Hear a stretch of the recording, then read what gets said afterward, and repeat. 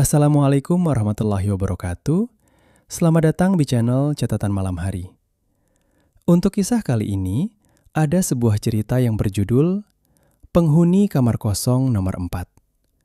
Sebelum kita lanjut ke ceritanya, jangan lupa tekan tombol like pada video ini. Dan juga tekan tombol subscribe untuk mendukung channel ini. Nyalakan juga lonceng notifikasinya agar kalian tidak ketinggalan cerita-cerita menarik lainnya. Di sebuah kota pelajar yang selalu ramai, hiruk-pikuk kendaraan bermotor dan teriakan pedagang kaki lima sudah menjadi melodi sehari-hari. Raka, mahasiswa semester 5, melangkah gontai menyusuri gang sempit yang lembab. Hujan gerimis baru saja reda, menyisakan aroma tanah basah yang bercampur bau selokan. Hari itu, beban di pundak Raka terasa jauh lebih berat. Tagihan uang kuliah semester ganjil baru saja keluar, membuat kepalanya berdenyut nyeri.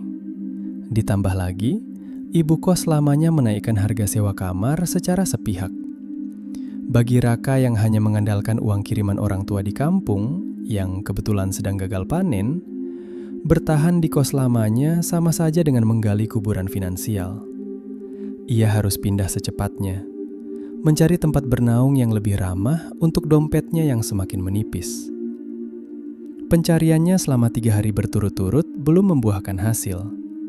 Hampir semua kamar kos di sekitar kampus harganya sudah melambung tak masuk akal. Hingga akhirnya, pada sore yang meremang menjelang kumandang azan maghrib, langkah Raka terhenti di depan sebuah gang buntu yang tersembunyi dari jalan raya utama. Di tiang listrik berkarat depan gang tersebut, tertempel sebuah kertas kusam.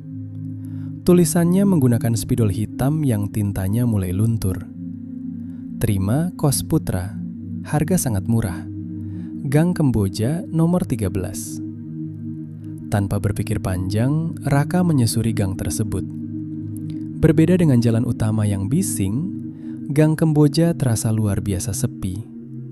Dinding pembatas rumah warga di kiri dan kanannya ditumbuhi lumut tebal, menandakan betapa jarangnya sinar matahari leluasa menembus tempat ini. Di ujung gang buntu itulah, bangunan kos tersebut berdiri sunyi. Rumah tua bergaya arsitektur era 90-an akhir itu tampak kurang terawat. Cat dindingnya memudar menjadi kuning kecoklatan. Terkelupas di sana-sini menampilkan tumpukan batu bata merah yang mulai lapuk dimakan usia.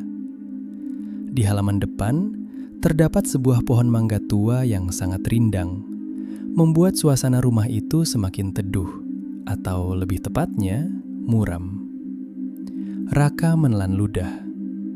Ada desir angin dingin yang tiba-tiba menyapu tengkuknya, membuat bulu romanya meremang. Namun, bayangan tagihan kuliah mengalahkan rasa gentarnya. Raka melangkah maju dan mengetuk pintu kayu jati berukir kusam di depannya.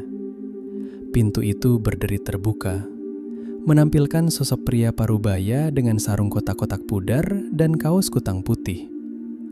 Aroma asap rokok kretek langsung menyerbak, bercampur bau kapur barus tua yang menyengat dari dalam rumah. "Cari siapa, Mas?" sapa pria itu dengan suara serak. Matanya terlihat sangat lelah, dengan kantung mata hitam yang menggantung dalam. "Sore, Pak. Saya Raka. Lihat pengumuman di depan gang, apa benar ada kamar kosong?" tanya Raka sopan. Pria itu, Pak Darmo, mengangguk pelan dan mempersilakannya masuk. Ruang tamu kos itu terasa sangat pengap. Pak Darmo memandu Raka melewati lorong sempit menuju deretan kamar di belakang. Cuma ada 5 kamar. Nomor 1 dan 2 di depan sudah diisi pekerja pabrik, jelas Pak Darmo. Mereka berhenti di depan pintu kayu bernomor 3 dengan pelat kuningan pudar. Raka menoleh ke sekeliling lorong. Di sebelah kiri adalah kamar nomor 2. Namun, di sebelah kanan kamar nomor 3, hanya ada dinding bata tebal polos yang dicat kusam. Tidak ada pintu atau jendela. "Maaf, Pak, kamar nomor 4 posisinya di mana?" tanya Raka spontan. Langkah Pak Darmo terhenti. Hembusan napasnya terdengar berat. Kamar nomor 4 sudah tidak ada. Sudah Bapak bongkar dan tutup rapat dindingnya 5 tahun lalu. Ucap Pak Darmo Parau. Harga kamar ini 500.000 sebulan. Tapi ada satu syarat mutlak. Kalau malam kamu dengar suara ketukan dari balik dinding ini, jangan pernah dibalas. 5 tahun lalu, penghuni terakhirnya gantung diri. Kadang dia masih iseng mencari teman ngobrol. Raka merinding. Namun demi harga murah, ia mengangguk. Matahari baru saja tergelincir di ufuk barat ketika Raka selesai memindahkan barang-barangnya ke kamar nomor 3. Kamar berukuran 3 kali 4 meter itu terasa sangat pengap, memancarkan bau apek khas ruangan yang sudah lama tak dihuni. Fasilitasnya ala kadarnya. Lemari plastik usang, kasur kapuk tipis, dan meja belajar kayu yang salah satu kakinya harus diganjal tumpukan kertas koran agar tidak goyah. Raka menghempaskan tubuhnya ke kasur, menatap langit-langit bersarang laba-laba.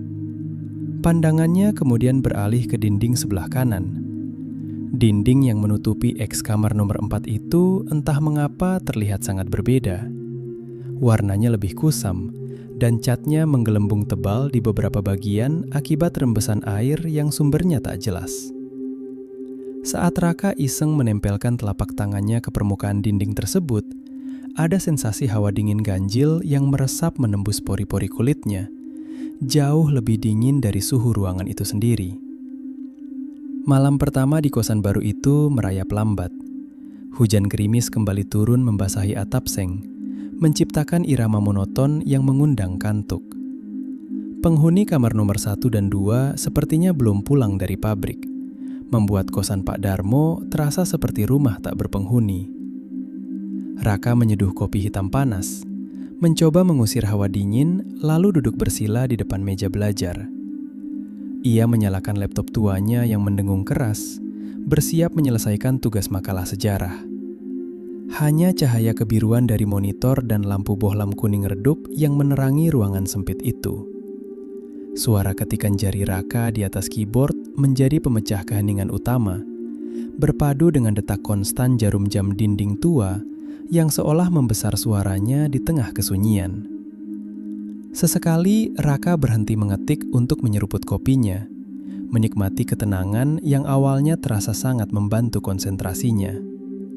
Namun, ketika jarum jam menunjuk angka 11 malam, suasana perlahan mulai berubah menjadi tidak nyaman. Suhu udara di dalam kamar seolah anjlok drastis dalam waktu singkat.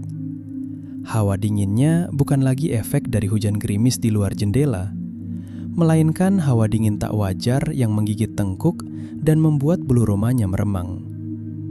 Raka lekas menarik resleting jaketnya hingga menutupi leher, berusaha keras mengabaikan perasaan ganjil yang mulai merayapi dada. Ia kembali memfokuskan pandangan pada layar laptop, namun indera pendengarannya justru menjadi luar biasa tajam. Di sela dengungan kipas laptop dan rintik hujan, telinganya tiba-tiba menangkap sebuah bunyi samar yang tak semestinya ada. Bukan berasal dari atap, bukan pula dari luar jendela, melainkan berpusat tepat dari arah dinding di sebelah kanannya. Suara itu berbunyi sangat pelan dan ritmis. Srek, srek, srek. Bunyinya begitu ngilu, menyerupai kuku-kuku panjang yang sedang menggaruk permukaan semen berdebu secara perlahan dari balik kegelapan tembok. Ketikan jari Raka seketika terhenti mengambang di udara. Matanya melirik tajam ke arah dinding pembatas kamar nomor 4 itu dengan perasaan campur aduk. Ia menahan napas, menajamkan telinga memastikan bahwa ia tidak sedang dikelabui oleh halusinasinya sendiri karena kelelahan. Srek, srek, srek. Suara garukan itu terdengar lagi, seakan ada seekor tikus got berukuran raksasa yang terjebak di sela-sela batu bata. Logika Raka sebagai mahasiswa rasional langsung bekerja mencari alasan. Paling cuma tikus atau rayap di atap. Bisik Raka pada dirinya sendiri, mencoba mengumpulkan sisa-sisa keberanian.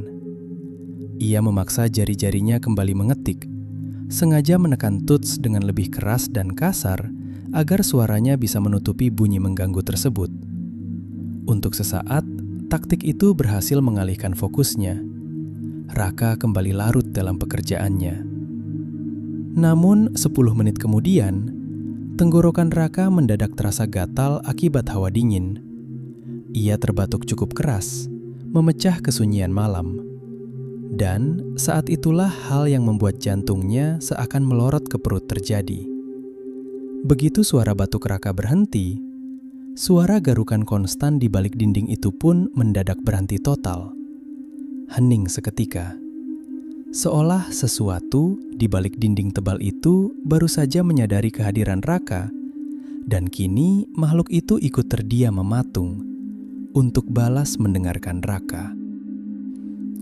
Keheningan yang menyergap kamar nomor 3 terasa jauh lebih mencekam daripada suara garukan sebelumnya. Raka membeku di kursi kayunya, napasnya tertahan di ujung tenggorokan. Matanya terpaku pada permukaan dinding kusam di sebelah kanan, mencoba mencari celah atau retakan sekecil apapun yang bisa menjelaskan dari mana asal suara itu. Namun, dinding batu bata yang ditutupi cat menggelembung itu tampak solid dan bisu. Jantung Raka berdegup kencang, memompa darah dengan ritme yang memekakkan telinganya sendiri. "Hanya tikus, Raka, jangan bodoh," bisiknya pelan, lebih kepada usaha menenangkan akal sehatnya yang mulai tergerus rasa takut. Ia memaksa dirinya mengalihkan pandangan kembali ke layar laptop. Namun, rentetan kata di makalah sejarahnya kini tampak seperti sekumpulan semut hitam tak bermakna. Konsentrasinya hancur lebur. Udara di dalam kamar semakin menusuk tulang, membawa serta aroma apak yang perlahan berubah wujud. Bau tanah basah dari luar berangsur tersapu oleh aroma kapur barus tua dan bunga melati yang layu. Bau itu persis seperti yang menyambutnya di ruang tamu Pak Darmo tadi sore. Namun kali ini jauh lebih pekat dan memuakkan. Raka melirik jam di sudut kanan bawah layar laptopnya. Pukul 11:45 menit. Pekerja pabrik yang menghuni kamar depan belum juga terdengar batang hidungnya. Kesendirian di lorong belakang ini tiba-tiba terasa seperti sebuah jebakan. Menyadari ia tidak akan bisa memfokuskan pikirannya untuk belajar, Raka memutuskan menyudahi malam itu. Ia menyimpan dokumen, mematikan laptop, dan membiarkan kamar itu ditelan kegelapan, hanya menyisakan cahaya remang dari lampu luar yang menembus celah ventilasi. Raka merangkak naik ke atas kasur kapuknya yang tipis, menarik selimut usang hingga menutupi sebatas leher. Ia membalikkan badan, memunggungi dinding kamar nomor 4, berharap rasa lelah segera membawanya ke alam mimpi. Namun, memunggungi sumber ketakutan ternyata justru membuat imajinasinya liar. Setiap kali memejamkan mata, bayangan narasi Pak Darmo tentang pria yang tergantung terjerat tali di balik dinding itu terus berkelebat di benaknya. Waktu terasa merangkak sangat lambat. Raka gelisah, membolak-balikan tubuhnya mencari posisi nyaman di atas kasur yang keras. Suara rintik hujan di luar perlahan mereda, menyisakan keheningan malam yang absolut. Perlahan, kesadaran Raka mulai memudar, ditarik oleh rasa kantuk yang berat. Ia berada di ambang batas antara dunia nyata dan alam mimpi ketika suhu ruangan mendadak anjlok drastis. Napas Raka mulai menghasilkan kepulan uap putih tipis di udara. Dalam kondisi setengah sadar itu, telinganya kembali menangkap sebuah suara. Bukan lagi suara garukan kuku, melainkan gesekan benda kasar yang berayun lambat. Krit, krit. Bunyinya berirama, persis seperti suara tali tambang tua yang menahan beban berat dan bergesekan dengan kayu penyangga atap. Suara itu seolah bergema tepat di atas kepalanya, membuat mata Raka seketika terbuka lebar. Ia terkesiap, berusaha bangun, namun tubuhnya kaku tak bisa digerakkan. Raka terkena tindihan atau reperpan. Otot-ototnya menolak perintah otak, sementara matanya hanya bisa menatap nanar ke langit-langit kamar yang gelap gulita.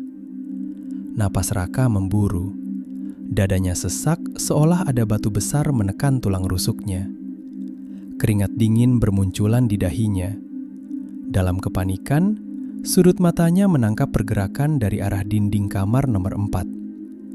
Di tengah kegelapan, Raka bersumpah melihat bayangan hitam pekat menyerupai tubuh manusia, berdiri diam mematung di dekat dinding tebal itu. Bayangan itu tidak memiliki wajah, hanya siluet kelam yang memancarkan hawa dingin. Raka ingin berteriak memanggil tolong, namun pita suaranya lumpuh total. Ia hanya mengerang tertahan di pangkal tenggorokan. Tepat ketika bayangan itu perlahan mengangkat satu tangannya yang panjang ke arah Raka, kelumpuhan tidurnya pecah. Raka tersentak bangun, terengah-engah menghirup udara rakus. Ia terduduk di atas kasur, tubuhnya gemetar hebat. Jam dinding tua menunjuk pukul 2:15 dini hari. Dan tepat pada detik itulah, dari balik dinding bata di sebelah kanannya, terdengar sebuah suara yang membuat darahnya membeku. Tok, tok, tok. 3 ketukan pelan, jernih dan terukur, menggema memecah keheningan malam. Seseorang atau sesuatu sedang mengetuk dari dalam kamar yang seharusnya tak berpenghuni. 3 ketukan itu mengudara dengan sangat jernih, membelah keheningan dini hari seperti palu yang menghantam kaca. Tok, tok, tok. Suaranya tidak keras, namun entah bagaimana rasanya begitu dekat. Seolah buku jari yang mengetuknya hanya berjarak beberapa sentimeter dari telinga Raka, dipisahkan oleh lapisan batu bata dan semen yang dingin. Raka membeku di atas kasurnya. Jantungnya berpacu liar hingga dadanya terasa sakit, memompa darah ke seluruh ubun-ubunnya. Napasnya memburu, tertahan di kerongkongan. Segala rasa kantuk yang tersisa langsung menguap tak berbekas, digantikan oleh gelombang teror murni yang membuat sekujur tubuhnya gemetar hebat. Pesan Pak Darmo sore tadi kembali berputar di kepalanya bagaikan kaset rusak. Kalau malam-malam kamu mendengar suara ketukan dari balik dinding ini, jangan pernah membalas ketukannya. Jangan meresponsnya dengan cara apapun. Dalam kegelapan kamar nomor 3 yang pekat, Raka meringkuk memeluk lututnya, menarik selimut usang itu hingga menutupi seluruh kepala. Ia memejamkan mata rapat-rapat, merapalkan segala doa yang ia ingat dengan bibir bergetar tanpa suara. Logikanya masih berusaha keras mencari pembenaran. Mungkin itu hanya suara pipa air tua yang memuai, atau ranting pohon mangga di depan yang menabrak genteng. Namun jauh di lubuk hatinya, Raka tahu betul bahwa suara itu berasal dari balik dinding sebelah kanan.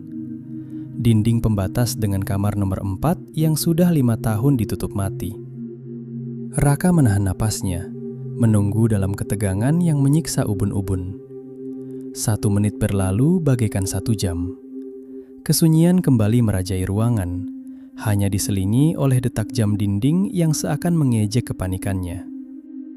Raka mulai berani menghela napas panjang, sedikit merasa lega. Ia mengira gangguan itu sudah berakhir. Namun, harapannya hancur berkeping-keping tepat pada menit ketiga. Tok, tok, tok. 3 ketukan itu terdengar lagi. Kali ini temponya sedikit lebih lambat, seakan entitas di balik dinding itu sedang menguji kesabaran Raka, memancingnya untuk memberikan reaksi sekecil apapun. Suaranya bergema tumpul di balik lapisan semen, membawa serta hawa dingin yang perlahan kembali menyusup merayapi lantai tegel kamarnya. Raka menutup kedua telinganya dengan telapak tangan kuat-kuat, menggigit bibir bawahnya untuk menahan diri agar tidak mengeluarkan suara ketakutan. Keringat dingin membasahi kaos oblongnya, menempel lengket di kulit. Ia teringat pantangan diciptakan bukan tanpa alasan, dan melanggarnya berarti mengundang malapetaka. Aku tidak dengar. Batin Raka berulang kali layaknya mantra penolak bala. Ia memaksa tubuhnya diam tak bergerak, berpura-pura menjadi benda mati di tengah ruangan yang mulai terasa seperti kotak kuburan. Ketukan demi ketukan terus berlanjut dengan interval tidak menentu. Terkadang berjarak 5 menit, terkadang 10 menit. Suaranya tidak pernah bertambah keras, namun konsistensinya sungguh menyiksa mental. Seolah ada seseorang di sana yang berdiri sabar menempelkan telinganya ke dinding, menunggu balasan napas atau rintihan dari Raka. Raka menghabiskan sisa malam itu dengan mata terbuka lebar di balik selimut, terjebak dalam rasa parno yang melumpuhkan sendi-sendinya. Ia bahkan tidak berani beranjak untuk buang air kecil, menahan kandung kemihnya hingga perutnya terasa kaku. Baru ketika semburat cahaya fajar mulai menembus celah ventilasi di atas pintu dan suara kokok ayam jantan terdengar dari kejauhan, rentetan ketukan misterius itu akhirnya berhenti total, digantikan oleh suara kicauan burung dan deru motor yang melintas membelah jalan raya. Pagi hari membawa kelegaan yang luar biasa bagi Raka. Ia menyibakkan selimutnya dengan kasar, menghirup udara pagi yang terasa begitu segar membebaskan paru-parunya. Tubuhnya pegal linu akibat meringkuk tegang semalaman suntuk. Setelah memastikan matahari sudah cukup tinggi, Raka memberanikan diri membuka pintu kamar nomor 3. Sinar mentari pagi menembus dedaunan pohon mangga, menciptakan siluet-siluet bayangan panjang di lantai lorong. Suasana kosan yang muram semalam kini terlihat sedikit lebih hidup, meski kesan lembabnya tetap tidak hilang. Raka berjalan gontai menuju kamar mandi di ujung lorong belakang, berniat membasuh wajah sebelum berangkat ke kampus. Saat melewati kamar nomor 2, pintunya kebetulan terbuka separuh. Seorang pemuda berwajah lelah dengan seragam pabrik tampak sedang mengikat tali sepatunya di ambang pintu. Raka menelan ludah, memandang ini sebagai kesempatan emas untuk menggali sedikit informasi tanpa harus terlihat terlalu mencurigakan di mata penghuni lama. Pagi itu terasa kontras dengan teror semalam. Sinar matahari menerobos masuk melalui celah genteng kaca di ujung lorong, mengusir sebagian hawa lembab yang selalu mengendap di kosan Pak Darmo. Raka menghentikan langkahnya tepat di depan kamar nomor 2. Pemuda berseragam pabrik itu mendongak, menatap Raka dengan sepasang mata merah yang menyiratkan kurang tidur kronis. Kantung matanya nyaris sama gelapnya dengan milik bapak kos. Penghuni baru ya mas?" Sapa pemuda itu, suaranya serak dan pelan, seolah takut suaranya memantul di lorong sunyi. Ia mengulurkan tangan. "Saya Bayu, ngekos di sini sudah lumayan lama. Masnya nempatin kamar nomor 3. Raka membalas jabatan tangan itu. Telapak tangan Bayu terasa sangat dingin dan berkeringat. "Iya Mas Bayu, saya Raka. Baru masuk kemarin sore. Salam kenal." Raka mencoba tersenyum senatural mungkin, meski wajahnya pucat pasi setelah terjaga semalaman.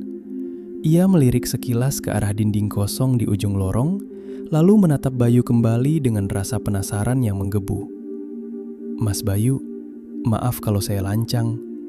Raka menurunkan volume suaranya, condong sedikit ke arah tetangganya itu. "Semalam, apa Mas Bayu dengar suara aneh? Kayak suara ketukan dari arah kamar saya." Pertanyaan itu meluncur begitu saja. Reaksi Bayu seketika berubah drastis. Senyum tipis ramah tamahnya lenyap tanpa sisa. Tangan Bayu yang baru selesai mengikat tali sepatu mendadak kaku. Ia menoleh perlahan ke arah dinding pembatas kamar nomor 3 dan area kosong bekas kamar nomor 4. Jakun Bayu naik turun menelan ludah dengan susah payah. Matanya memancarkan ketakutan yang sangat familiar bagi Raka. Ketakutan yang sama persis dengan yang ia rasakan semalam di bawah selimut. "Mas Raka," bisik Bayu bergetar sambil menarik kerah seragamnya ke atas. "Saya kerja shift malam seminggu ini. Jadi semalam saya baru pulang jam 3 pagi. Tapi apapun yang Mas Raka dengar semalam, tolong jangan pernah dibahas lagi. Apalagi di dalam rumah ini." Bayu bangkit berdiri tergesa-gesa, menyandang tas ransel bututnya dengan gerakan panik. Ia bahkan tidak berani menatap mata Raka lagi. "Pak Darmo pasti sudah kasih tahu pantangannya kan? Turuti saja, Mas. Saya bertahan di sini cuma karena terpaksa. Nggak ada pilihan lain buat buruh bergaji pas-pasan. Kalau Mas Raka masih punya uang, mending lekas cari kosan lain." Sebelum Raka sempat membalas, Bayu sudah setengah berlari meninggalkan lorong menuju halaman depan. Raka berdiri mematung sendirian, kata-kata peringatan Bayu terngiang berulang kali di telinganya. Sisa hari itu dihabiskan Raka di kampus dengan pikiran melayang entah kemana. Penjelasan dosen hanya terdengar seperti dengungan lebah. Raka terus membayangkan dinding bata di kamarnya. Mengapa kamar itu dibongkar? Tragedi gantung diri 5 tahun lalu, siapa korbannya? Rasa penasaran bercampur teror membuat perutnya mual. Sepulang dari kampus, matahari sudah condong ke barat. Gang Kemboja kembali menyambutnya dengan kesunyian yang menekan dada. Saat Raka melangkah masuk ke pekarangan kos, ia melihat Pak Darmo duduk bersila di teras depan. Pria tua itu asyik memilin tembakau, mengepulkan asap tebal ke udara sore yang meremang. Tatapan Pak Darmo mengunci Raka sejak pemuda itu memasuki gerbang. Tajam dan sangat dingin. Raka hanya mengangguk sopan tanpa berani berucap, mempercepat langkahnya ke lorong belakang. Begitu masuk ke kamar nomor 3 dan mengunci pintu rapat-rapat, Raka langsung dihadapkan pada kenyataan pahit. Malam kedua akan segera tiba. Kamar itu kembali terasa sumpek. Ia merebahkan tubuhnya di kasur, matanya terus tertuju pada dinding pembatas di sebelah kanannya. Tiba-tiba pandangannya terpaku pada satu titik di bagian bawah dinding tersebut, tepat di atas lantai. Semalam ia tidak menyadarinya karena gelap, namun sekarang ia melihat sesuatu yang aneh. Cat dinding yang menggelembung di area itu tampak sedikit terkelupas, membentuk sebuah celah retakan memanjang seukuran jari. Warna di dalam retakan itu bukan merah bata atau abu-abu semen, melainkan warna kehitaman pekat. Raka perlahan bangkit, ditarik oleh rasa penasaran yang mengalahkan akal sehatnya. Ia berjongkok di dekat dinding, mencondongkan wajahnya ke arah retakan tersebut. Sebuah aroma busuk yang sangat tipis menguar dari sana. Bukan bau apak, melainkan bau anyir darah kering yang menyengat. Raka menahan napasnya. Bau anyir darah kering yang menguar dari celah sempit di bagian bawah dinding itu sukses mengocok isi perutnya. Rasa mual seketika menyergap, berpadu dengan ketakutan yang merayap naik dari ujung kaki hingga ke ubun-ubun. Dengan tangan gemetar, Raka merogoh saku celananya, mengeluarkan ponsel pintar yang layarnya sudah retak di beberapa bagian. Ia menyalakan fitur senter, lalu perlahan mengarahkan sorot cahaya putih terang itu tepat ke dalam celah seukuran jari di hadapannya. Jantungnya berdebar liar layaknya genderang perang. Cahaya senter menembus kegelapan di balik retakan cat yang menggelembung. Di balik lapisan semen yang rapuh itu, ada rongga kosong yang sangat gelap. Raka menyipitkan mata, berusaha memfokuskan pandangan. Pada awalnya, ia hanya melihat tumpukan debu dan serpihan batu bata. Namun, ketika ia sedikit menggeser sudut cahaya senternya, napasnya seakan terputus. Di kedalaman rongga yang sempit itu, terselip untayan benda hitam legam yang tampak seperti rambut manusia. Rambut itu tampak kusut, kotor, dan menempel pada sesuatu yang menyerupai potongan kain kafan usang yang telah berubah warna menjadi kecoklatan. Raka tersentak mundur, hingga jatuh terduduk di atas lantai tegel yang dingin. Senter ponselnya terlepas dari genggaman, menyorot asal ke arah langit-langit kamar. Keringat dingin membanjiri dahi dan lehernya. Otaknya berusaha keras memproses apa yang baru saja ia lihat. Nggak mungkin ada mayat di dalam sana. Bisiknya dengan suara bergetar hebat, mencoba meyakinkan dirinya sendiri bahwa itu hanyalah gulungan debu tebal atau sarang laba-laba raksasa. Namun, bau anyir dan kapur barus yang semakin pekat seolah menampar logikanya mentah-mentah. Dengan panik, Raka segera mengambil setumpuk buku tebal dari meja belajarnya, lalu menyusunnya rapat-rapat untuk menutupi retakan tersebut. Ia tidak ingin melihat lubang itu lagi. Ia tidak ingin mencium bau busuk itu lagi. Harapannya hanya satu: bertahan di kamar ini sampai ia mendapatkan uang tambahan untuk pindah bulan depan. Tak peduli sesulit apapun itu. Malam kedua di kosan Gang Kemboja pun merayap turun dengan angkuh. Cuaca di luar kembali memburuk. Hujan turun dengan lebat, diiringi kilat yang sesekali menyambar, menerangi kamar Raka melalui ventilasi di atas pintu dengan kilatan cahaya putih yang mengerikan. Suara gemuruh guntur seolah menjadi nyanyian alam yang mengiringi kesendiriannya.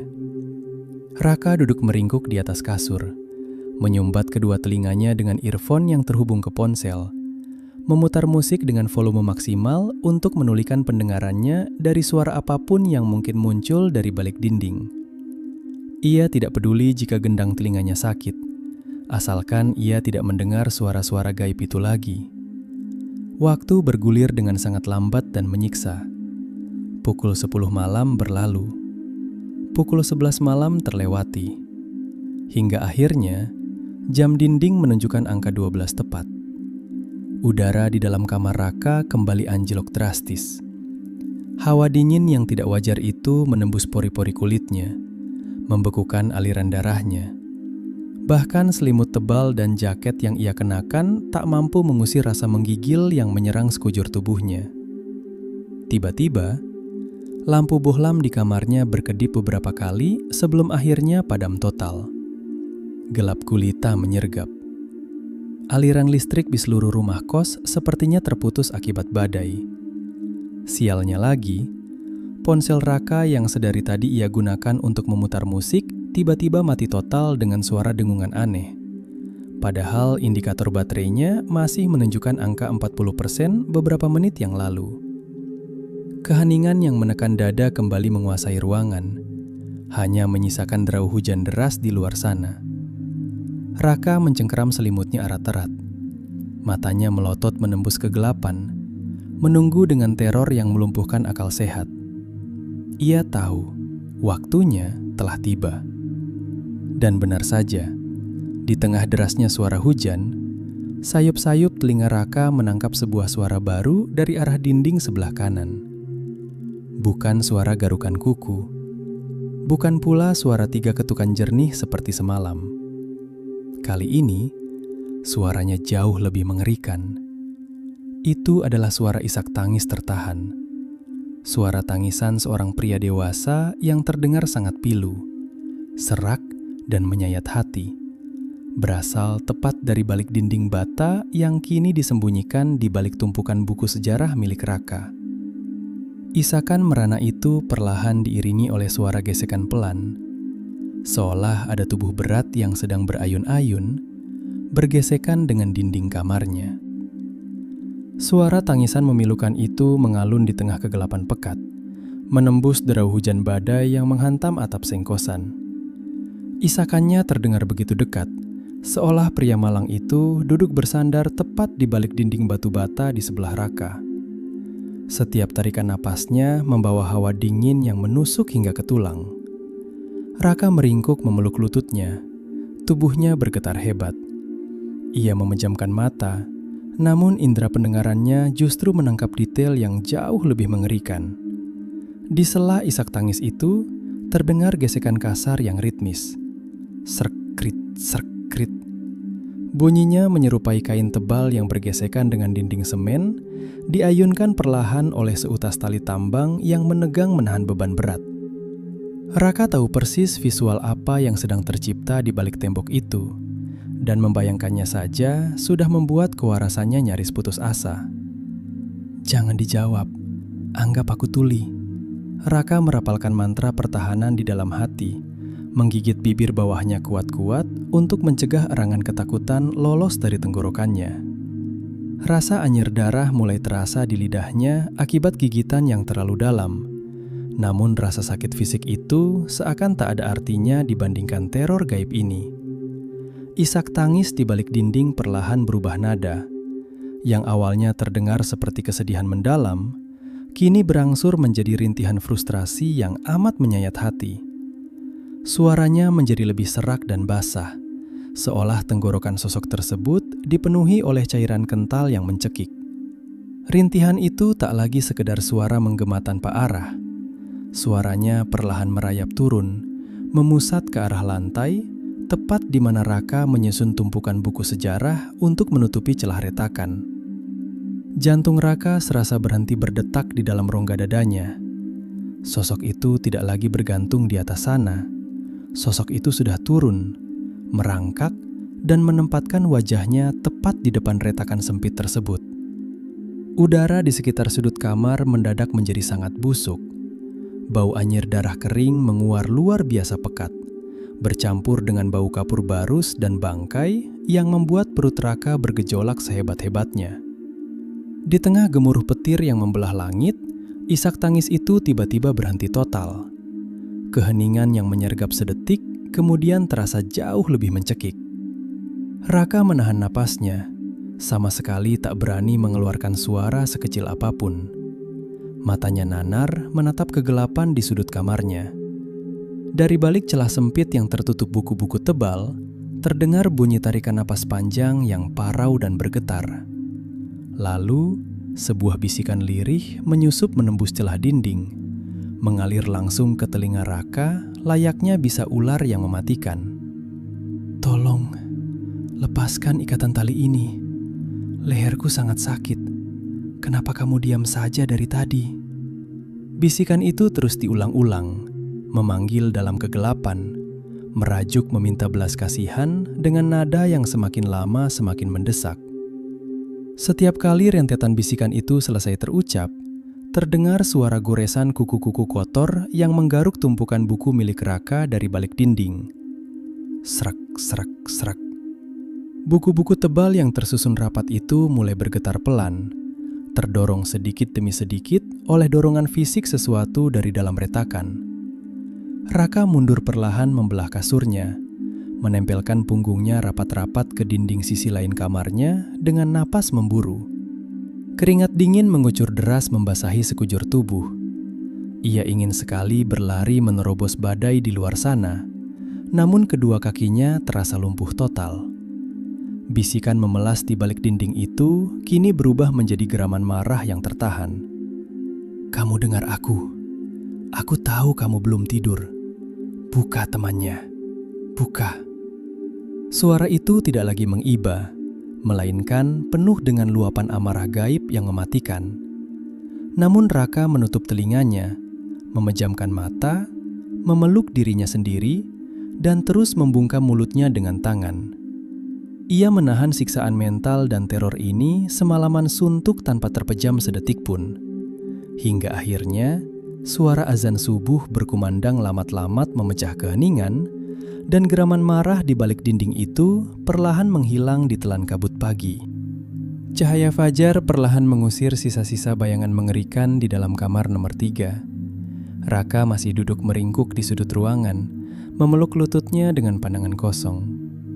Tubuhnya sedingin es, dan otot-ototnya kaku setelah semalaman tegang menahan napas dan ketakutan. Perlahan, ia melepaskan dekapannya, membiarkan kakinya yang kesemutan lurus menjuntai di atas lantai tegel. Hal pertama yang menjadi fokus matanya adalah tumpukan buku sejarah yang semalam ia susun rapat-rapat untuk menutupi retakan di bagian bawah dinding. Darahnya kembali berdesir cepat. Buku-buku tebal bersampul keras itu tidak lagi berada di posisi semula. Beberapa di antaranya telah bergeser sejauh 5 cm, mencong keluar dari barisan, seolah-olah ada sesuatu yang dengan sengaja mencoba mendesak keluar dari dalam lubang gelap berbau anyir tersebut. Raka menelan ludah yang terasa sepahit empedu. Sentuhan fisik. Makhluk di balik dinding itu bukan sekedar ilusi suara atau bayangan semu. Entitas itu memiliki tenaga untuk menggeser benda nyata di alam manusia. Kenyataan ini menghancurkan sisa-sisa logika rasional yang selama ini mati-matian Raka pertahankan. Raka menyeret langkahnya yang terasa seberat timah menuju pintu kamar.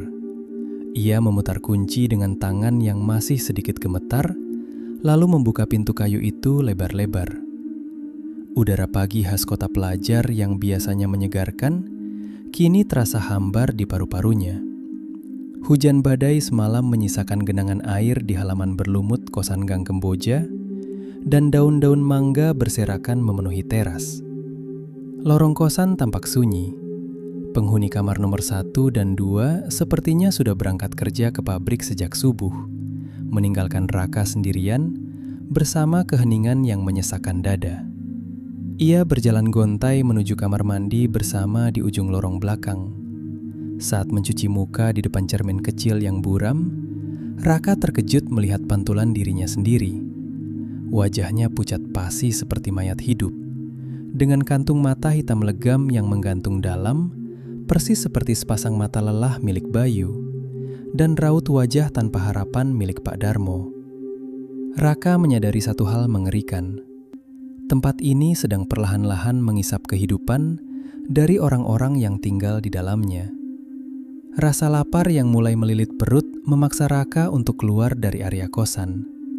Ia membutuhkan suasana normal, keramaian manusia, dan sinar matahari langsung untuk memastikan bahwa ia belum gila. Di ujung jalan raya utama, sekitar 500 meter dari mulut Gang Kemboja, terdapat sebuah warung Tegal sederhana yang sudah buka sejak pagi. Raka memesan seporsi nasi sayur dan teh hangat. Sambil menyuap makanannya perlahan, ia mencoba mencerna seluruh kejadian ganjil yang menimpanya dalam 2 hari terakhir. Pandangan Raka tak sengaja berserobok dengan ibu pemilik warung, seorang wanita parubaya bertubuh tambun yang sedang asik memotong sayuran. "Masnya ini mahasiswa baru ya? Baru lihat saya," sapa ibu warung itu dengan logat daerah yang kental.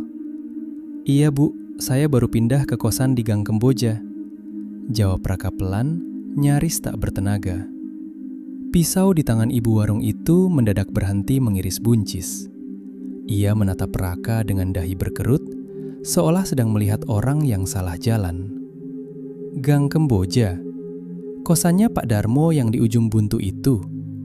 tanyanya memastikan, nada suaranya tiba-tiba merendah dan diselimuti kehati-hatian. Raka mengangguk pelan. Jantungnya tiba-tiba berdegup lebih cepat, merespons perubahan sikap si ibu warung.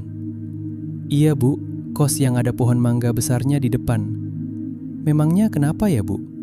selidik Raka, memancing informasi yang mungkin sengaja ditutup-tutupi oleh Pak Darmo.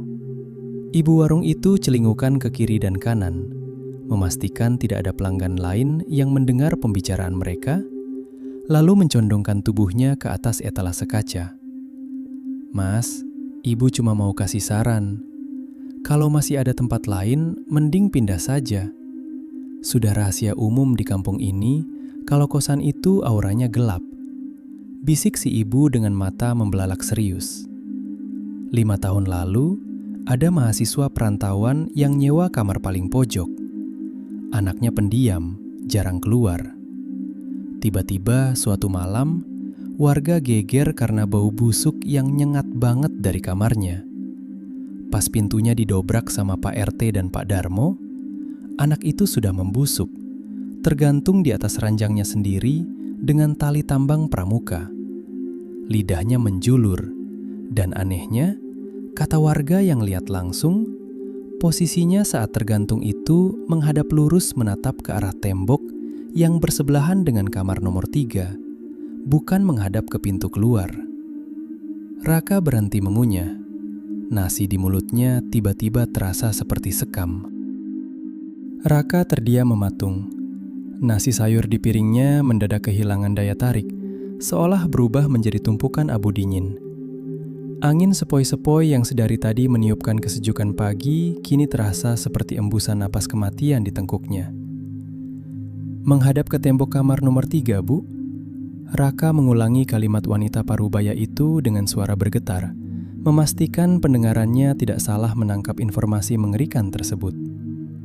Ibu warung itu mengangguk cepat. Wajahnya memancarkan kengerian masa lalu yang belum sepenuhnya pudar dari ingatan warga sekitar. "Iya mas," katanya matanya melotot tajam, seolah-olah lagi ngeliatin sesuatu atau seseorang nembus ke tembok kamar sebelah. Waktu itu kamar nomor 3 kebetulan kosong, belum ada yang ngempatin. Makanya polisi dan warga bingung apa yang sebenarnya dilihat anak itu sebelum nyawanya melayang ditarik tali tambang. Raka menelan ludah dengan susah payah. Ia teringat kembali posisi kasurnya yang menempel tepat di balik dinding itu. Terus, kenapa kamarnya sampai dibongkar dan ditutup rapat pakai batu bata, Bu? Bukannya biasanya cuma dikosongin aja? Raka kembali melempar tanya. Rasa penasarannya bercampur dengan keputusasaan yang mendalam. Ibu warung itu mengelap tangannya pada celemek kusamnya, lalu bersandar ke etalase dengan tatapan menerawang jauh. Nah, itu dia masalahnya, Mas. Setelah mayatnya dievakuasi, gangguan di kosan itu malah makin gila-gilaan. Setiap malam, warga yang ronda di depan gang sering dengar suara tangisan cowok dari arah kamar pojok itu. Belum lagi suara kresek-kresek, kayak kuku ngegaruk tembok berjam-jam. Pak Darmo sampai bawa kiai buat ruqyah kamarnya, tapi nggak mempan. Sosoknya nyimpen dendam atau penasaran sama sesuatu di balik tembok kamar sebelahnya. Karena nggak ada satupun anak kos yang betah, akhirnya Pak Darmo ambil jalan pintas. Dia jebol pintu sama jendelanya, terus ditutup permanen pakai susunan batu bata tebal. Katanya sih buat menyegel arwahnya biar nggak keluar ganggu orang lagi. Tapi nyatanya, hawa angkernya malah makin neken ke dalam. Penjelasan ibu warung itu seakan menjadi paku terakhir yang menutup peti mati keberanian Raka.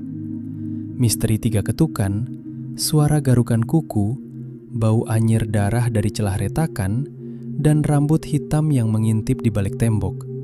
Semuanya kini memiliki benang merah yang sangat mengerikan. Raka sedang berbagi dinding dengan sebuah entitas penasaran yang dikurung paksa di dalam ruang hampa. Ia segera membayar makanannya dengan sisa uang recehan di dompet, mengucapkan terima kasih dengan senyum dipaksakan, lalu melangkah meninggalkan warung tersebut.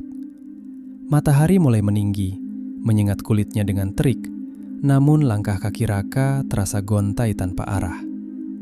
Ia ingin melarikan diri sejauh mungkin dari Gang Kemboja, tapi realita finansial mengikatnya kuat-kuat layaknya rantai besi. Uang di sakunya hanya cukup untuk makan seminggu ke depan. Meminta uang tambahan ke kampung halaman sama saja dengan meminta orang tuanya berutang. Raka terjebak dalam dilema yang sangat menyiksa batinnya. Sesampainya di depan gang, langkah Raka terasa berat. Alih-alih langsung masuk ke dalam lorong kosan, sebuah dorongan ganjil mengarahkan kakinya untuk menyusuri jalan kecil di samping bangunan rumah Pak Darmo. Jalan setapak berlumpur itu diapit oleh dinding luar kosan dan pagar seng tinggi milik tetangga sebelah, mengarah langsung ke bagian belakang bangunan. Raka menyibak ilalang tinggi yang menutupi jalan. Matanya liar menyusuri tembok luar yang lembab dan berlumut. Ia menghitung dari depan. Jendela kamar nomor 1, kamar nomor 2, tembok tanpa jendela milik kamarnya, dan matanya terbelalak sempurna. Di bagian luar bangunan, tempat di mana seharusnya dinding luar kamar nomor 4 berada, permukaannya tidak rata seperti yang ia bayangkan. Tidak ada susunan batu bata rapi. Tembok luar itu dipenuhi oleh bekas tambalan semen kasar dan tumpukan balok kayu tua yang dipaku menyilang. Seolah-olah sesuatu pernah mencoba menjebol tembok itu dari dalam dengan kekuatan dahsyat dan terpaksa ditambal berkali-kali secara darurat. Di sela-sela balok kayu yang membusuk itu, tercium aroma kapur barus yang sangat tajam menusuk penciuman Raka. Jari-jari Raka yang gemetar menyentuh permukaan balok kayu lapuk di tembok luar itu. Sensasi dingin yang menyengat seketika merambat naik ke lengannya, seolah ia sedang menyentuh dinding es-es alih-alih kayu tua yang membusuk. Di sela-sela kayu dan semen kasar itu, aroma kapur barus menyerbak begitu pekat hingga membuat matanya pedih berair. Raka menempelkan sisi telinganya ke permukaan tembok tersebut, didorong oleh rasa penasaran mematikan yang nyaris mengalahkan sisa akal sehatnya.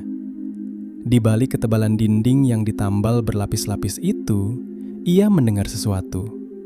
Bukan suara tangisan memilukan atau garukan kuku, melainkan detak ritmis yang sangat pelan dan berat. Duk, duk, duk. Suaranya menyerupai detak jantung raksasa yang berdegup lamban dalam kegelapan. Namun sedetik kemudian, detak itu berubah menjadi sebuah hantaman tumpul dari arah dalam yang membuat permukaan tembok bergetar pelan. Raka tersentak mundur, terjerembab ke atas tanah basah. Sesuatu di dalam sana baru saja memukul dinding dari dalam, tepat di posisi telinga Raka berada sedetik yang lalu. Dengan napas memburu dan celana berlumur lumpur, Raka tertatih-tatih bangkit dan berlari kecil meninggalkan jalan setapak samping rumah itu. Ia mengendap-endap masuk kembali ke lorong kosan, berdoa dalam hati agar Pak Darmo tidak memergokinya berkeliaran di area terlarang. Beruntung, ruang tamu kosan kosong melompong. Raka segera melesat masuk ke kamar nomor 3 dan mengunci pintunya rapat-rapat, memutar anak kuncinya 2 kali hingga berbunyi klik yang mantap. Ia bersandar di daun pintu, merosot turun hingga terduduk di atas lantai tegel. Ponsel pintarnya yang semalam mati mendadak, kini menyala kembali setelah ia colokkan ke stop kontak. Raka membuka aplikasi perbankan, menatap nanar saldo rekeningnya yang hanya menyisakan angka Rp150.000. Tidak ada jalan keluar. Uang itu bahkan tidak cukup untuk menyewa kamar hotel termurah, apalagi membayar indekos baru. Realitas pahit ini menampar kewarasannya. Suka tidak suka, Raka harus menghadapi malam ketiga di kamar terkutuk ini.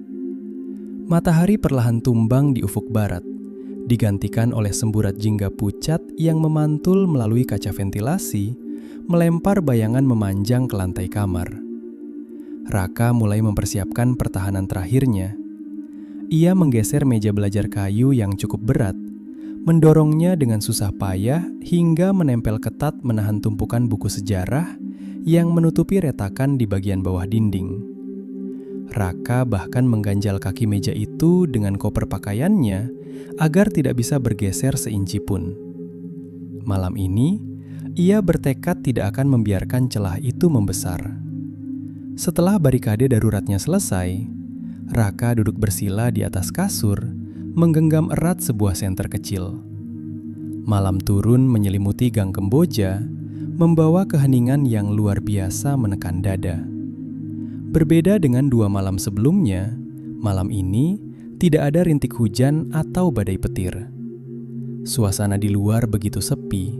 Saking sepinya, Raka bisa mendengar deru aliran darahnya sendiri dan detak konstan jarum jam dinding. Pukul 11:50.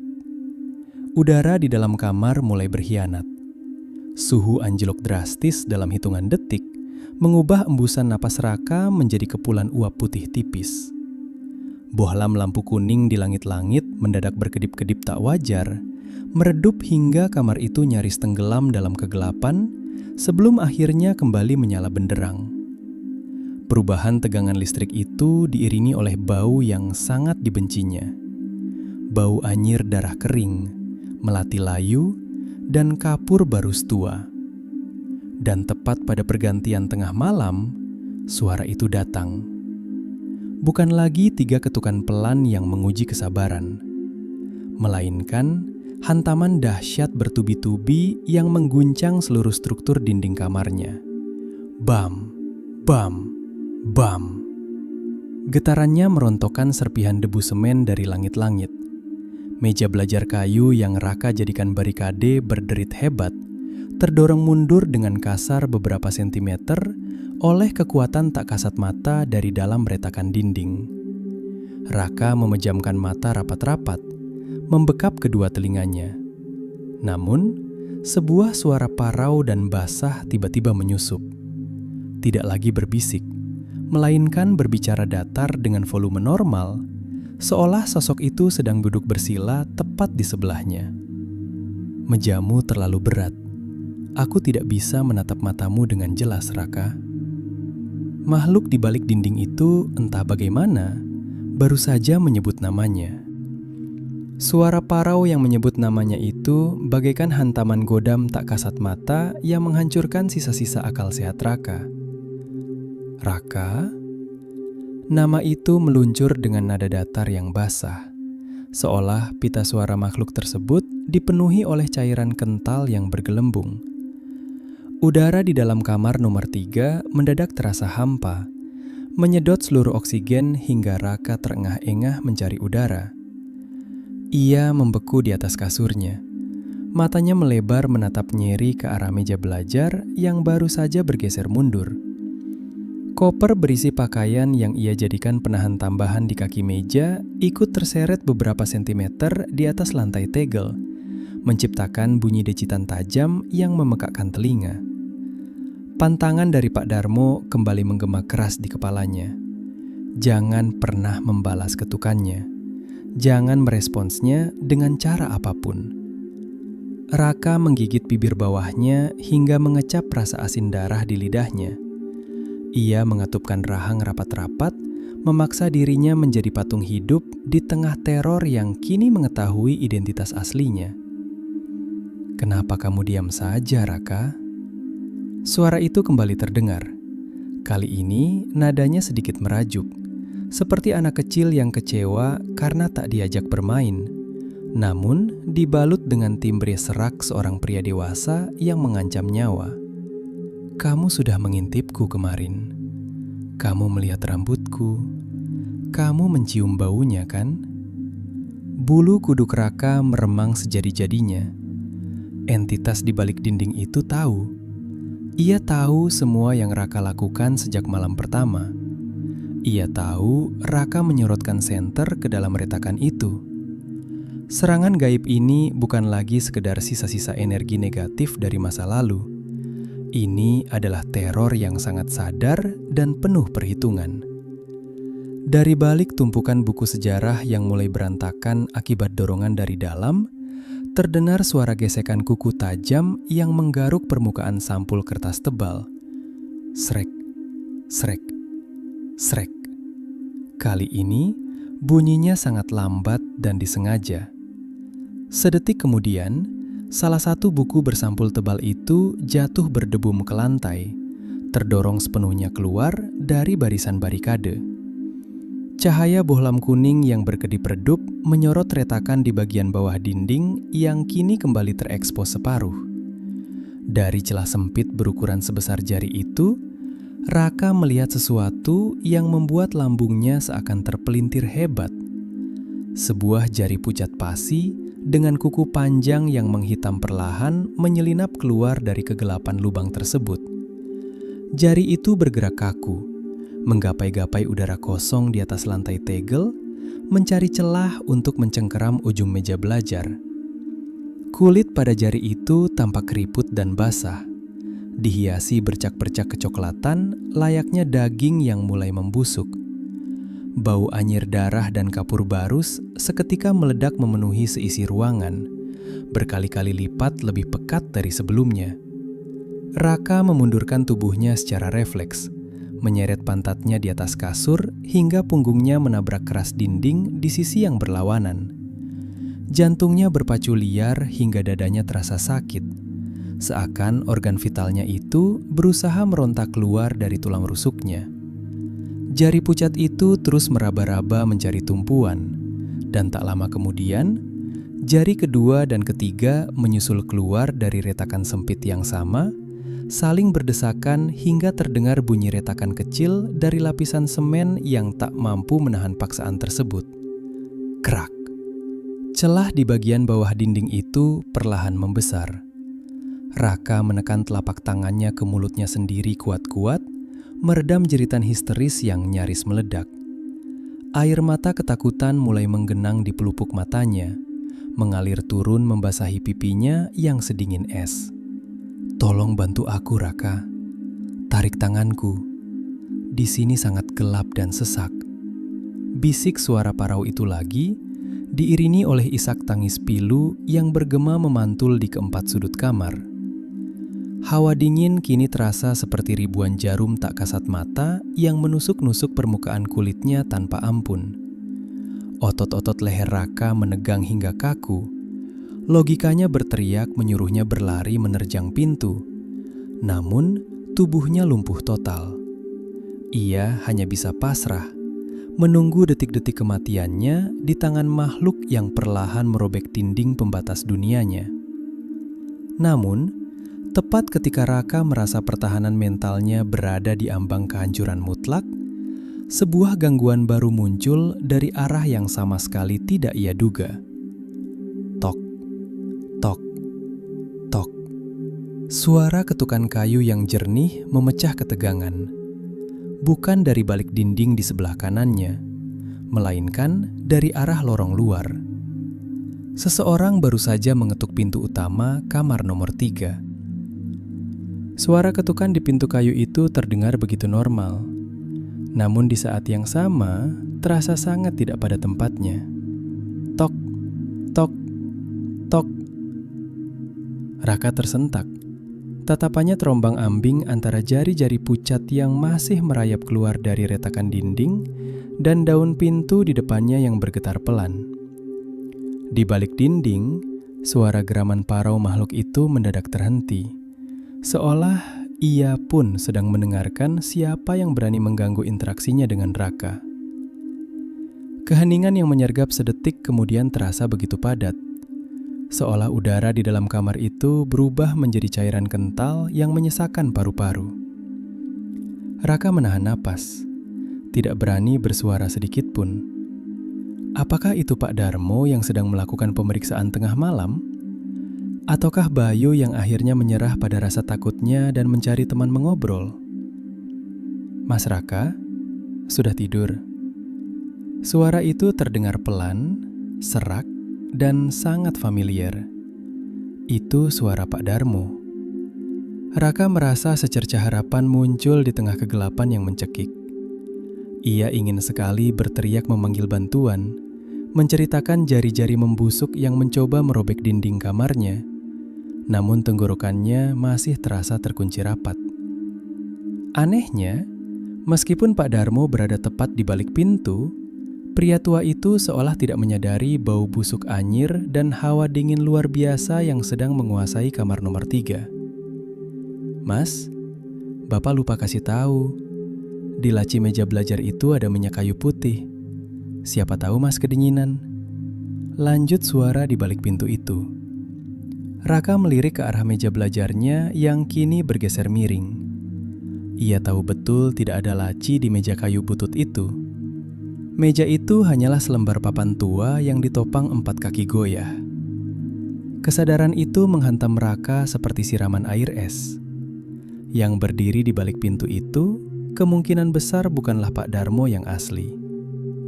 Teror ganda ini mulai mengoyak kewarasan Raka. Di sebelah kanannya, jari-jari dari balik dinding kembali bergerak agresif. Kali ini, sebuah kuku hitam panjang berhasil mencengkeram kaki meja belajar dan menariknya dengan sentakan kuat. Kriet. Suara gesekan kayu di atas lantai tegel itu menjerit nyilu. Sementara itu, ketukan di pintu depan kembali terdengar. Kali ini lebih keras dan tidak sabar. Tok, tok, tok. Mas Raka, buka pintunya sebentar. Bapak mau ambil barang yang tertinggal di bawah kasur. Suara itu kini berubah nada, sedikit lebih berat dan bergetar, mirip dengan nada parau makhluk yang berada di balik dinding. Raka menyusut di pojok kasur, menutup matanya rapat-rapat dengan telapak tangan yang basah oleh keringat dingin. Ia terjepit. Jika ia lari ke pintu, ia tidak tahu apa yang menantinya di lorong. Jika ia tetap di kasur, dinding itu perlahan akan memuntahkan isinya. Dalam keputusasaan, Raka teringat pada senter kecil di genggamannya. Dengan tangan gemetar, ia menyalakan cahaya senter itu dan mengarahkannya lurus ke arah pintu. Cahaya putih itu menembus celah di bawah pintu kayu yang sedikit renggang karena usia. Di sana, di bawah celah pintu, Raka tidak melihat sepasang kaki manusia. Ia tidak melihat sandal jepit atau bayangan orang berdiri. Yang ia lihat hanyalah genangan cairan hitam pekat yang merembes masuk dari luar, mengeluarkan aroma kapur barus yang sangat menyengat. Cairan itu bergerak perlahan, seolah memiliki nyawa sendiri, merayap mendekati kaki kasur Raka. Pada saat yang sama, hantaman dahsyat kembali menghantam dinding sebelah kanan. Bam! Kali ini, sebuah retakan besar menjalar dari bawah hingga ke tengah dinding, dan sebuah tangan pucat hingga sebatas pergelangan berhasil menerobos keluar.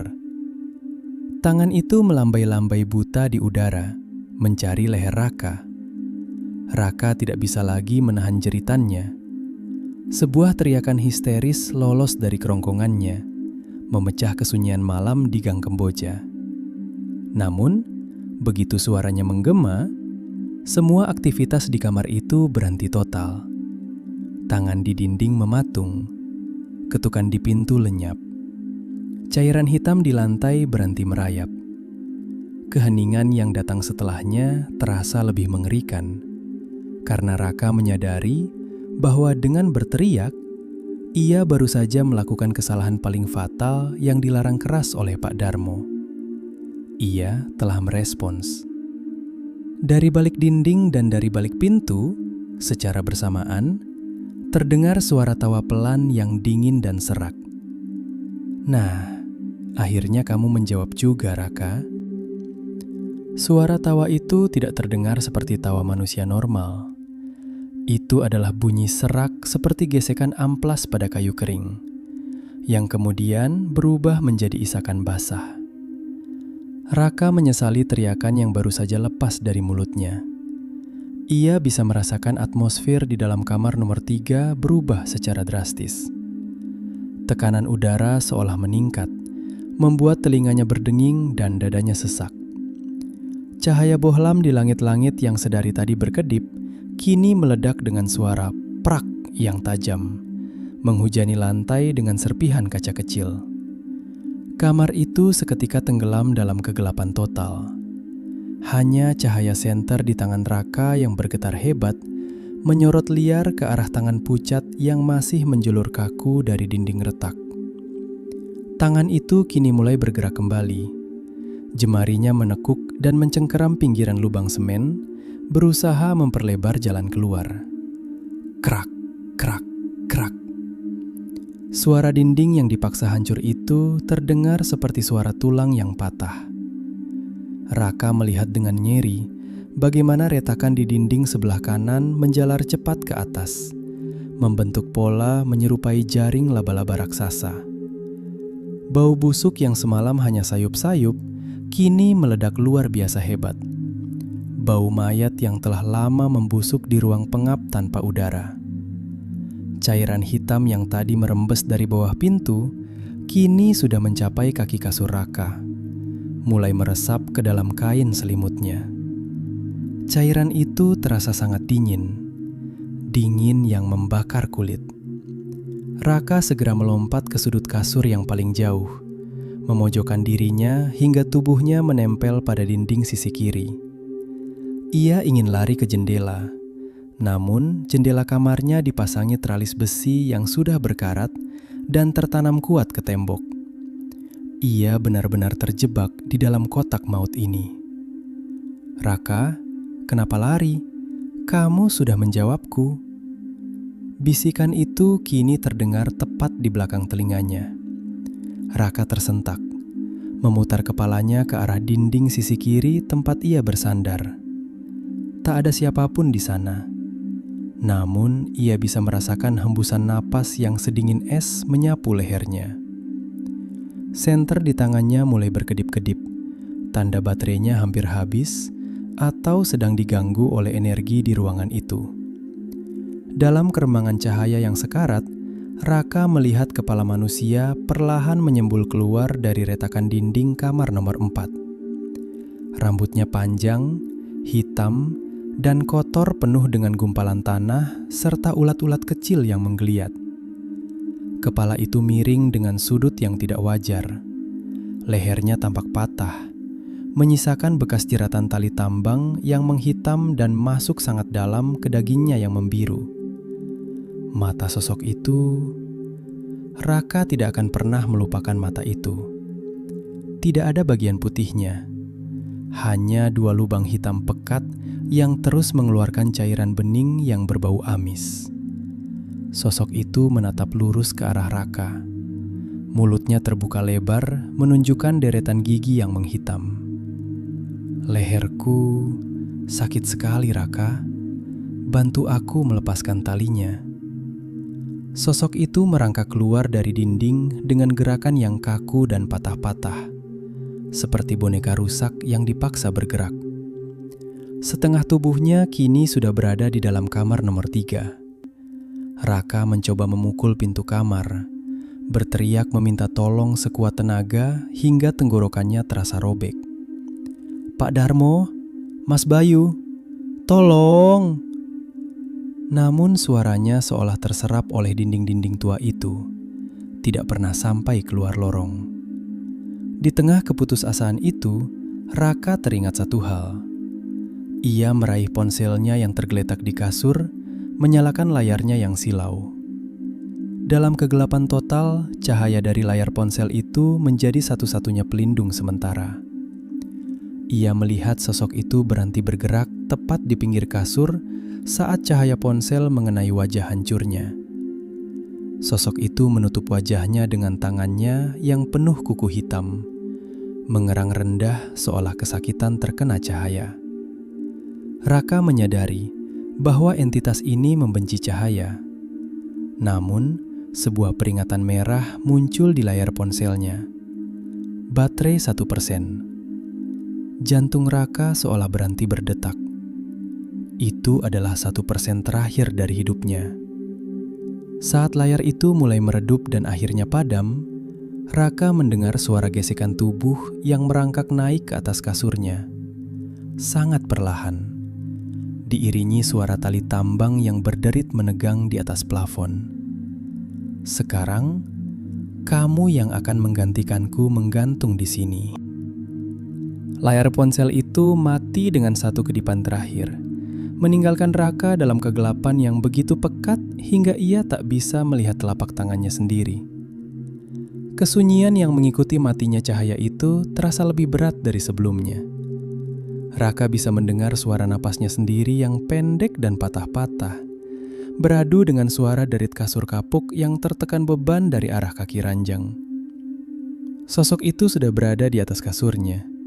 Hawa dingin yang memancar dari entitas tersebut terasa seperti balok es yang ditempelkan langsung ke kulitnya.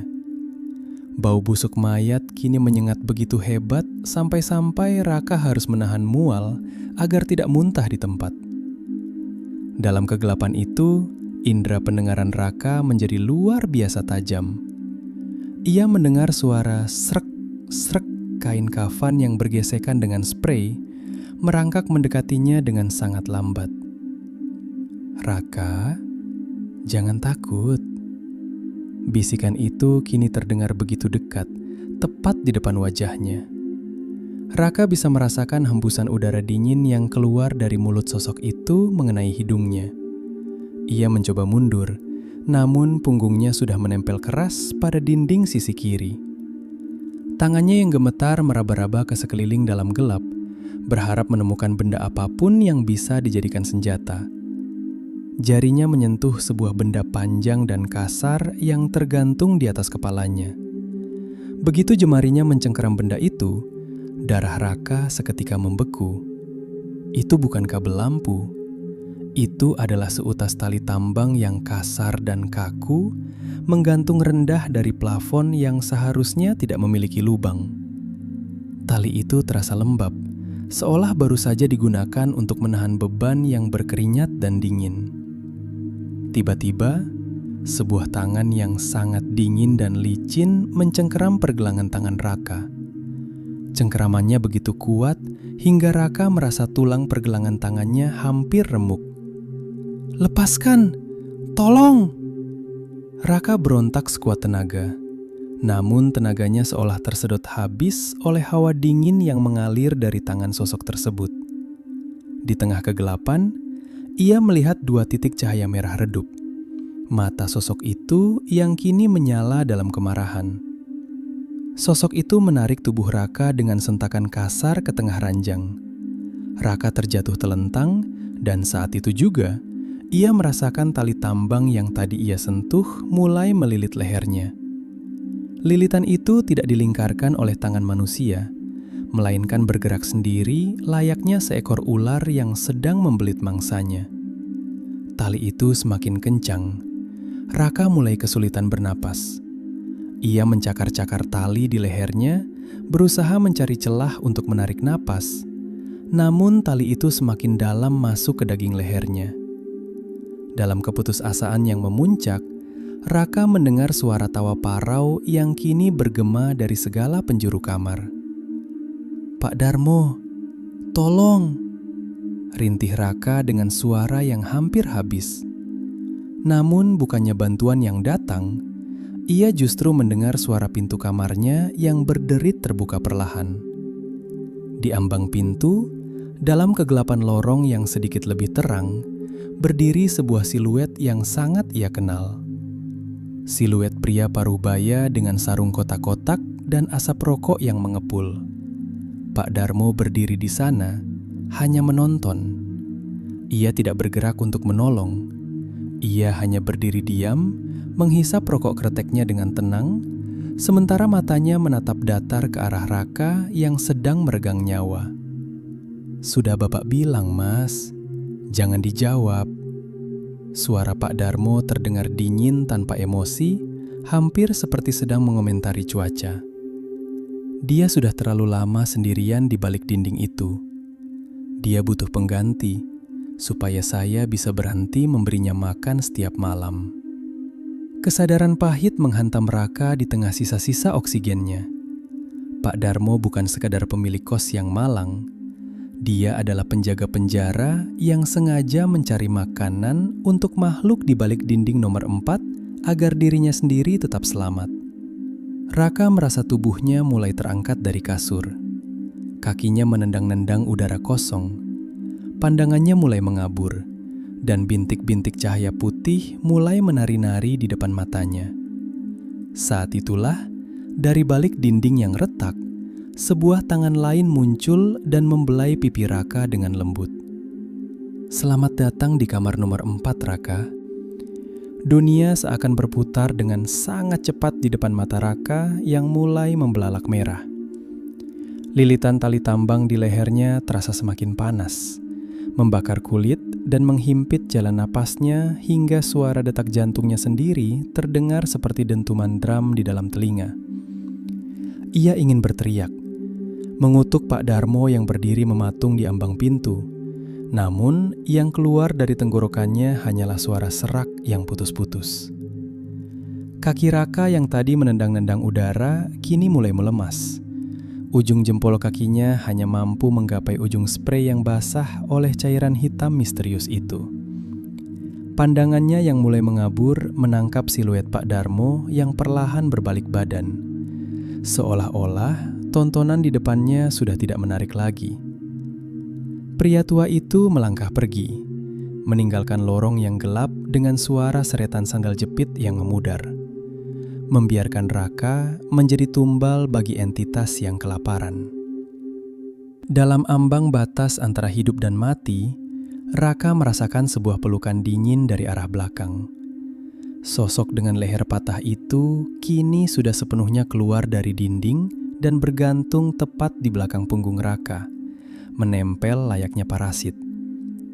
Tangan-tangan pucat dengan kuku hitam itu melingkar di dadanya, bukan untuk menolong, melainkan untuk memastikan Raka tidak bisa melepaskan diri dari jeratan tali yang menggantung di plafon. "Sedikit lagi, sakitnya hanya sebentar," bisik suara itu, kini terdengar sangat manis namun mematikan. Raka merasakan kesadarannya mulai merosot ke dalam kegelapan yang lebih dalam dari malam itu sendiri. Namun, di tengah keputusasaan itu, jari-jari Raka yang meraba-raba di atas kasur tak sengaja menyentuh sesuatu yang keras dan tajam. Itu adalah kikir kecil atau obeng yang tadinya ia gunakan untuk mengganjal kaki meja belajar yang goyah. Dengan sisa tenaga terakhir yang ia miliki, Raka mencengkeram benda tajam itu. Ia tidak mengarahkannya ke tali yang menjerat lehernya, karena ia tahu tali itu adalah manifestasi gaib yang takkan putus oleh besi biasa. Alih-alih, ia menghantamkan benda tajam itu ke belakang, tepat ke arah wajah sosok yang sedang memeluknya. Cerep! Benda itu masuk ke dalam lubang mata hitam sosok tersebut. Sebuah jeritan melengking yang bukan berasal dari suara manusia meledak di dalam kamar. Begitu keras hingga kaca ventilasi yang tersisa pun ikut pecah berantakan. Cengkeraman sosok itu di tubuh Raka melonggar sesaat karena terkejut dan kesakitan. Kesempatan sempit itu digunakan Raka untuk meronta sekuat tenaga, memutar tubuhnya hingga ia terjatuh dari kasur ke lantai tegel yang dingin dengan bunyi berdebam keras. Jeratan tali di lehernya terlepas paksa karena beban tubuhnya yang jatuh ke arah berlawanan, menyisakan rasa perih yang luar biasa dan memar menghitam yang melingkari lehernya. Raka terengah-engah, menghirup oksigen dengan rakus hingga paru-parunya terasa seperti ditusuk ribuan jarum. Ia merangkak di atas lantai yang licin oleh cairan hitam, mengabaikan rasa sakit yang menjalar di sekujur tubuhnya. Kamar itu kini dipenuhi oleh kabut hitam yang pekat. Di atas kasur, sosok itu sedang meraung, memegangi wajahnya yang kini mengeluarkan cairan kental berwarna abu-abu. Raka tahu ia tidak punya banyak waktu. Ia merayap menuju pintu kamar yang tadi ditinggalkan terbuka sedikit oleh Pak Darmo. Namun, saat tangannya nyaris menyentuh gagang pintu, sebuah tangan lain muncul dari bawah lantai, mencengkeram pergelangan kakinya dengan sangat kuat hingga ia terseret kembali ke tengah ruangan. "Tidak!" teriak Raka histeris. Ia menoleh ke belakang dan melihat retakan di dinding nomor 4 sudah terbuka lebar seperti mulut raksasa yang siap menelan apa saja. Di dalam lubang gelap itu, ia melihat bukan hanya satu, tapi ban pasang mata yang menatapnya dengan lapar. Sosok yang wajahnya tertusuk itu kini merangkak turun dari kasur dengan gerakan yang lebih cepat dan buas. Rambutnya yang panjang dan kotor menyapu lantai, dan suara tali tambang yang berderit di atas plafon seolah mengikuti kemanapun sosok itu bergerak. Raka mencakar-cakar lantai tegel. Kuku-kukunya patah dan berdarah karena berusaha menahan tarikan gaib yang membawanya menuju lubang di dinding. Di saat yang paling kritis itu, dari luar gang terdengar suara sirine ambulan atau mobil polisi yang melintas jauh di jalan raya. Suara itu sejenak memecah konsentrasi entitas di ruangan tersebut. Raka memanfaatkan momentum itu untuk menendang tangan yang mencengkeram kakinya. Lalu dengan sisa nyawa yang ada, ia bangkit dan menerjang pintu kamar. Ia tidak lagi menoleh ke belakang, terus berlari melewati lorong yang seolah memanjang tanpa ujung menuju cahaya lampu jalan di ujung gang Kemboja yang tampak begitu jauh. Raka berlari membabi buta menyusuri lorong temaram yang seolah berubah menjadi labirin tak berujung. Suara napasnya yang tersengal-sengal bergema di dinding-dinding lembab, beradu dengan suara derap langkah kakinya yang telanjang di atas lantai tegel yang licin. Di belakangnya, ia bisa mendengar suara gesekan tubuh yang merangkak keluar dari kamar nomor 3, diikuti oleh bunyi krit-krit yang berasal dari tali tambang yang seolah-olah merayap di atas plafon mengikuti gerakannya. Hawa dingin yang mematikan masih terasa menggigit tengkuknya, memberikan peringatan bahwa sosok itu belum menyerah untuk mengambil nyawanya. "Tolong, siapa saja, tolong!" Raka berteriak. Namun pintu-pintu kamar nomor 1 dan 2 tetap tertutup rapat, seolah-olah para penghuninya telah berubah menjadi tuli atau memang sengaja tidak ingin terlibat dalam urusan maut di rumah itu. Saat ia mencapai ruang tamu yang pengap, Raka melihat Pak Darmo berdiri di dekat pintu keluar utama. Pria tua itu tidak lagi memegang rokok kreteknya. Di tangannya, kini tergenggam sebuah palu besar yang berkarat, dan wajahnya yang semula hanya tampak lelah, kini terlihat sangat dingin dan jahat di bawah temaram lampu bohlam kuning yang berayun. "Mau kemana, Mas Raka? Kontrakmu belum selesai," ucap Pak Darmo dengan nada datar yang mengerikan. Ia melangkah perlahan menutup jalan keluar, menghalangi pintu jati berukir yang menjadi satu-satunya harapan Raka untuk bebas. Raka mengerem langkahnya. Jantungnya berdegup begitu keras hingga dadanya terasa sesak. Ia terjebak di antara manusia yang bersekutu dengan setan di depannya dan iblis yang sedang merangkak di belakangnya. "Minggir, Pak! Saya mau keluar!" Raka berteriak sambil menggenggam erat obeng kecil yang masih berlumuran cairan abu-abu gaib tadi. Namun, Pak Darmo justru tertawa kecil. Suara tawa yang terdengar sangat kering dan hampa. "Kamu tidak mengerti, Raka. Kamar nomor 4 itu harus diisi. Kalau bukan kamu, maka anak saya yang akan diambil kembali olehnya. Saya tidak punya pilihan." Pada saat itulah Raka menyadari sebuah kebenaran yang jauh lebih kelam. Sosok mahasiswa yang gantung diri 5 tahun lalu kemungkinan besar adalah tumbal pertama. Dan Pak Darmo terus menyediakan penghuni baru untuk kamar nomor 3 agar entitas di kamar sebelah tidak mengincar keluarganya sendiri. Sebuah siklus tumbal yang terus berputar dalam diam di ujung gang Kemboja. Tiba-tiba, dari arah lorong belakang, sesosok bayangan hitam yang sangat besar dan kotor melesat keluar. Itu adalah entitas dari kamar nomor 4 yang kini sudah berubah bentuk menjadi gumpalan rambut dan tangan-tangan yang berbelit dengan tali tambang. Makhluk itu melompat melewati kepala Raka dan langsung menerjang Pak Darmo. Sepertinya, luka di mata yang diberikan Raka tadi membuat entitas itu kehilangan arah dan menjadi sangat beringas, menyerang siapa saja yang berada di dekatnya. Pak Darmo berteriak histeris saat tali tambang gaib itu mulai melilit lehernya sendiri. Palu di tangannya jatuh berdebum ke lantai. "Tidak, bukan aku. Aku sudah memberimu makanan," jerit Pak Darmo sambil meronta-ronta di bawah tindihan makhluk tersebut.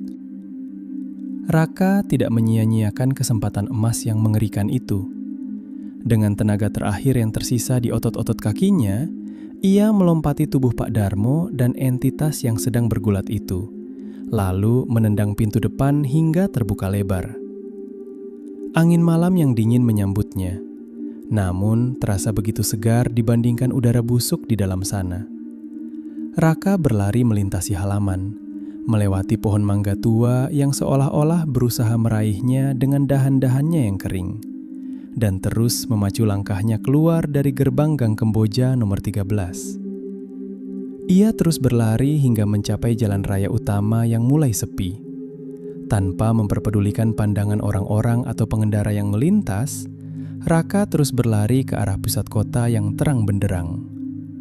Ia tidak berani menoleh ke belakang, takut jika ia melihat sosok itu masih berdiri di ujung gang, menunggunya untuk kembali. Lehernya yang masih terasa panas dan tercekik menjadi pengingat nyata bahwa ia baru saja kembali dari ambang kematian. Raka baru berhenti berlari setelah ia mencapai teras sebuah SPBU yang terang benderang di jalan protokol. Ia terduduk di atas lantai semen yang dingin. Napasnya tersengal-sengal hingga paru-parunya terasa seperti terbakar. Orang-orang yang sedang mengisi bensin menatapnya dengan pandangan aneh sekaligus ngeri. Melihat seorang pemuda dengan pakaian koyak, celana berlumur lumpur, dan bekas jeratan merah kehitaman yang melingkar mengerikan di lehernya. Raka tidak peduli. Ia hanya ingin memastikan bahwa ia masih bernapas, bahwa ia masih berada di dunia manusia yang nyata. Tangannya yang gemetar meraba saku celana, menemukan ponselnya yang masih mati total. Di tengah gemetar tubuhnya, Raka menangis tanpa suara. Sebuah luapan trauma yang tak tertahankan setelah 3 malam berada di dalam neraka yang disebut kosan. Pagi harinya, Dengan sisa keberanian yang ada dan ditemani oleh 2 orang teman kuliahnya yang bertubuh kekar, Raka kembali ke Gang Kemboja nomor 13 hanya untuk mengambil barang-barangnya yang tertinggal. Namun, suasana di sana sudah berubah total. Gang buntu itu dipenuhi oleh warga dan beberapa mobil polisi yang terparkir sembarangan. Garis kuning polisi melintang di depan pagar rumah tua tersebut. Raka mendengar desas-desus dari warga sekitar bahwa pagi buta tadi, Pak Darmo ditemukan tewas di ruang tamunya sendiri. Kondisinya sangat mengenaskan. Ia ditemukan tergantung di balok plafon ruang tamu dengan seutas tali tambang pramuka tua. Yang membuat warga bergidik adalah posisi jenazahnya yang menghadap lurus ke lorong arah kamar nomor 3 dan 4 dengan lidah menjulur dan mata yang seolah menatap ketakutan pada sesuatu yang tak kasat mata. Raka tidak pernah masuk lagi ke dalam rumah itu. Barang-barangnya akhirnya dikeluarkan oleh petugas kepolisian sebagai barang bukti sementara. Saat koper dan tasnya diserahkan kembali kepadanya, Raka menyadari sesuatu yang janggal. Koper plastiknya yang tadinya bersih, kini dipenuhi oleh noda cairan hitam yang lengket dan berbau kapur barus tajam. Ia segera membawa barang-barangnya pergi, pindah ke sebuah asrama kampus yang jauh lebih ramai, dan mencoba menata kembali hidupnya yang hancur. Namun, trauma itu tidak pernah benar-benar pergi. Setiap kali Raka berada di ruangan yang sunyi, ia seolah masih bisa mendengar suara srek kuku yang menggaruk tembok. Ia menjadi paranoid terhadap dinding manapun yang berada di sebelah kanannya, selalu memastikan ada ruang kosong atau jendela yang terbuka lebar. 6 bulan berlalu sejak kejadian itu. Raka sedang duduk di kamar asrama barunya, mengerjakan tugas akhir semester di depan laptop. Suasana sangat tenang. Hanya ada suara detak jam dinding dan dengungan kipas angin. Tiba-tiba, suhu di dalam kamar anjlok drastis. Raka membeku. Jari-jarinya kaku di atas papan ketik. Ia mencoba meyakinkan dirinya bahwa itu hanya perasaannya saja. Namun, dari arah dinding sebelah kanan kamarnya, dinding yang seharusnya berbatasan dengan lorong asrama yang ramai, terdengar sebuah suara yang sangat ia kenal. Tok, tok, tok. 3 ketukan pelan, jernih, dan teratur. Jantung Raka seolah berhenti berdetak. Dengan leher yang kaku, ia perlahan menoleh ke arah dinding tersebut. Di sana, di bagian bawah tembok yang putih bersih, mulai muncul sebuah retakan kecil memanjang. Dari celah retakan itu, menguap aroma anyir darah dan kapur barus yang menyesakkan dada. Sebuah bisikan parau yang basah kembali terdengar, kali ini lebih dekat dari sebelumnya, seolah tepat berada di belakang telinganya. Raka, kamu pikir dengan pindah rumah, kontrak kita sudah selesai? Raka membelalak ngeri saat melihat seuntai rambut hitam kotor mulai keluar dari retakan tembok barunya. Ia menyadari satu hal yang terlambat. Ia tidak hanya melarikan diri dari sebuah kamar, tapi ia telah membawa penghuni itu bersamanya di dalam ingatannya, di dalam ketakutannya, dan di dalam setiap hembusan napasnya. Karena bagi penghuni kamar nomor 4, siapapun yang pernah menjawab ketukannya akan selamanya menjadi miliknya. Oke teman-teman, sekian untuk kisah kali ini. Bagaimana menurut kalian tentang kisah yang baru saja kita dengar? Jangan lupa tuliskan pendapat kalian di kolom komentar. Dan buat teman-teman yang baru bergabung di channel ini, jangan lupa untuk like, komen, share, dan subscribe agar channel ini terus berkembang. Nantikan juga kisah-kisah horor berikutnya, hanya di channel Catatan Malam Hari. Wassalamualaikum warahmatullahi wabarakatuh.